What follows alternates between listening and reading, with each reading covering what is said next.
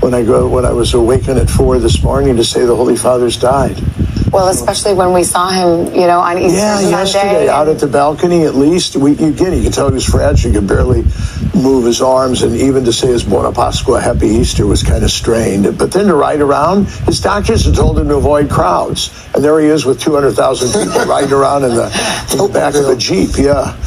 The significance of him passing on the Easter Monday, how does that strike you? High significance. I always say this, we can't choreograph the way we go.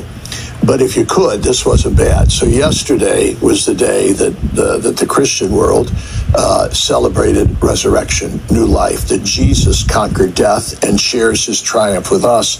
And then we wake up the next morning to hear that his representative here on earth, the Bishop of Rome, the successor of Peter, our Holy Father the Pope, had actually passed over, to borrow the word from our Jewish neighbors, from life here to life everlasting. You couldn't have choreographed it better. Hindi nakakagulat ang buhos ng pagmamahal kay Pope Francis na binansagang People's Pope dahil sa inclusive na pamumuno. Hindi siya namimili ng mga taong itataguyod anuman ang rehiyon, kasarian at paniniwala.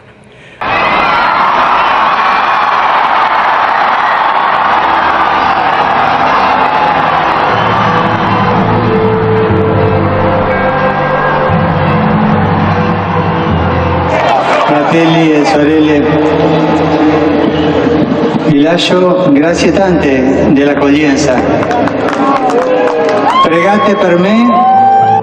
Kahit nang hirangin na siyang ika-266 na Santo Papa noong 2013, sa kaniyang kawan, humiling ng dasal si Pope Francis. Pagpapakumbabang magigisnan sa kanya hanggang sa huli. Nang hingin din ang panalangin para sa kanya ng bawat Katolikong mananampalataya. Tutte realtà. Per favore, non dimenticatevi di pregare per me. Buon pranzo e arrivederci. Kilalang malapit sa mga maralita, isinunod niya ang kanyang papal name kay Saint Francis of Assisi na anyay kumontra sa karangyaan ng nooy mga makapangyarihan. Prinsipyong tila naging gabay niya kahit noong kardinal pa lang, nang bigyang halaga ang mga salat at mga nahaharap sa kawalan ng hustisya. Nagsilbing ehemplo ng lahat ang payak niyang pamumuhay. A me fa male quando vedo un prete o una suora con la macchina ultimo modello, ma non si può. Dahil sa pagtanggap sa kahit sino o pagiging inclusive, binansagan siyang People's Pope. Malambot ang puso para sa mga tao, pero hindi sa mga nagpapahamak sa kanila. In nome di Dio vi chiedo fermate questo massacro. Kaya hindi nangiming maghayag ng pagkontra sa giyera ng Russia sa Ukraine. Vergine Immacolata, avrei voluto oggi portarti il ringraziamento del popolo ucraino.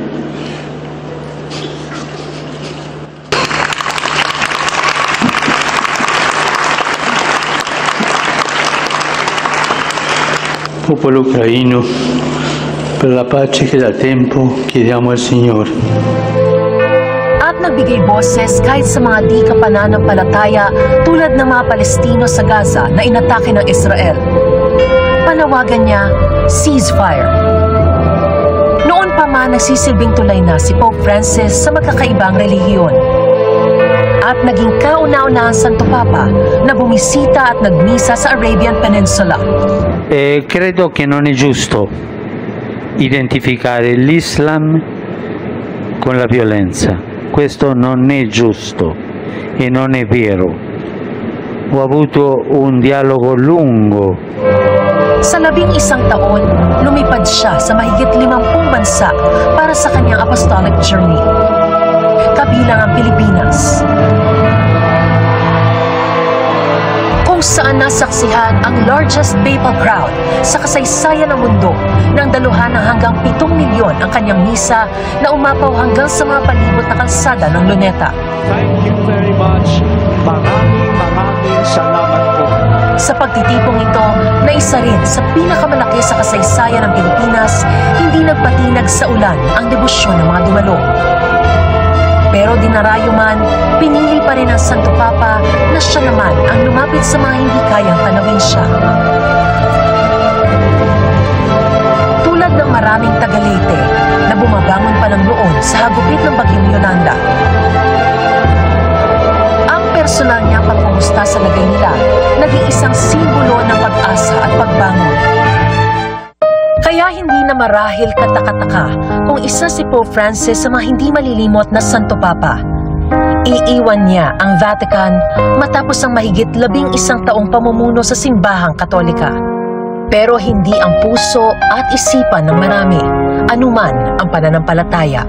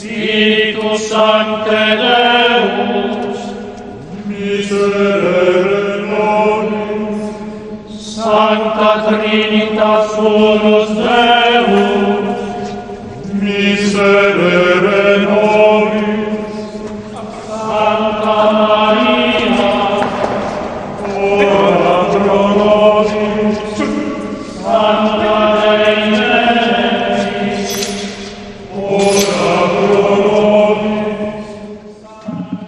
Et ego, Petrus Cardinalis Parolin, Spondio vovio acciur.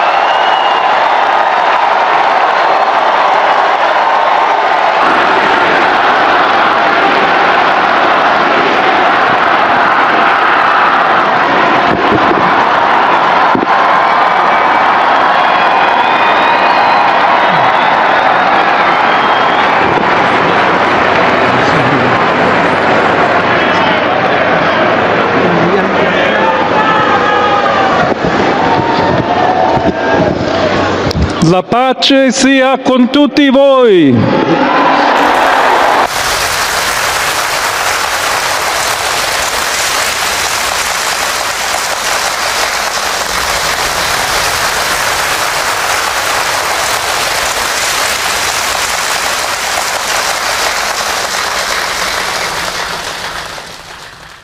No? So this was a beautiful war, and growing up, we were always read Bible stories pagkatug na. Unya, in one of the Bible stories, na dito nga, Israel will always be at war.